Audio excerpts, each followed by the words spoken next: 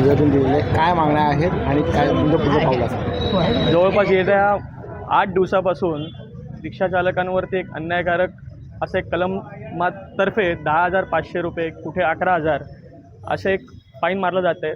ते फाईन जवळपास अन्यायकारक का म्हणता येईल, कारण की तो कलमच रिक्षा चालकांना लागू होत नाही ओव्हरसीटसाठी. ओव्हरसीटच्या नावाखाली सरकार आणि वाहतूक पोलीस हे जवळपास खूप जास्त अमाऊंट म्हणजे फाईन मारलं जातं आहे, कारण की तो कलम लागू नसल्यामुळे.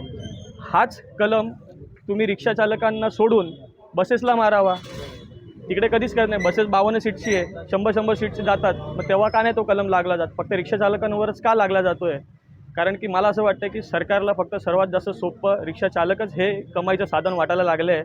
आणि त्याच्या विरोधात आम्ही आज इकडे आलो. डोंबिवलीला परवा झालं, काल ईस्टलाही झालं. जसं आमचं नवले साहेबांनी सांगितलं की बाकीच्या जेव्हा वाहतूक गोष्टी आहेत त्याच्यावर तुम्ही जसा कलम लावतायत तोच कलम इकडे लावा. 500 आणि 1000 रुपये आम्हाला दंड लागला जातो. 66, 192 खाली लागू नये आणि 125 आणि 177 हाच कलम आहे.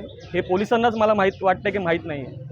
येणाऱ्या काळामध्ये जर ह्याच्यावरती कारवाई केली नाही तर आम्हाला सरकारला इशारा द्यावा लागेल आणि वाहतूक बंद करून किंवा रिक्षा बंद करून आम्हाला प्रवाशांना वेटीस धरावं लागेल. ही वेळ आमच्यावर तुम्ही आणू नये हीच तुमच्याकडे मागणी करतो आणि प्रशासनापर्यंत तुम्ही ही गोष्ट पोचवावी अशी तुमच्याकडून अपेक्षा करतो. संघटनेचे पदाधिकारी येऊन मला भेटले. त्यांनी निवेदन दिलेलं आहे. त्यामध्ये त्यांचं असं म्हणणं होतं की रिक्षावाल्यांच्यावरच फक्त कारवाई होते व अन्यायकारक कारवाई करण्यात येते.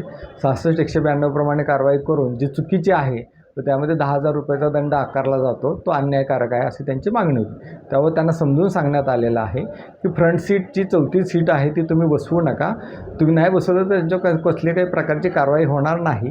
तसेच 66, 192 प्रमाणे जो 10,000चा जो दंड आहे ते रिक्षाचं परवान्याचं उल्लंघन करणारे जे आहेत किंवा त्याच्यातून रिक्षातून माल वाहतूक जर का त्यांनी केली तर त्यांच्यावर आपण अशा पद्धतीची कारवाई करतो.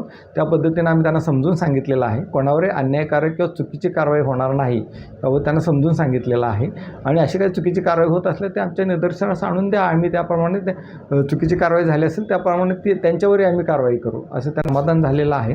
आणि त्याप्रमाणे त्यांनी नियमांचं पालन करण्याचं आम्हाला आश्वासन दिलेलं आहे. आम्ही त्यांना सहकार्याचं पाहुणा करण्याची भूमिका घेतलेली आहे. बरोबर. त्यांना ते समजून सांगण्यात आलेलं आहे की जी 34 सीट पुढे बसवली जाते ती बेकायदेशीर आहे आणि एखाद्याचा अपघात जर का झाला एखाद्या वाहनाचा तर समोर बसणाऱ्या प्रवाशाला तो जखमी झाला असेल किंवा मयत झाला तर त्यांना इन्शुरन्सचा कोणताही त्याला बेनिफिट मिळत नाही. हे पण त्यांना समजून सांगण्यात आलेलं आहे.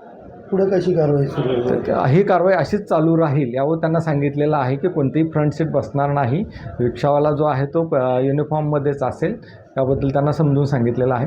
ते त्यांनी पाळण्याचं त्यांनी आश्वासन दिलेलं आहे.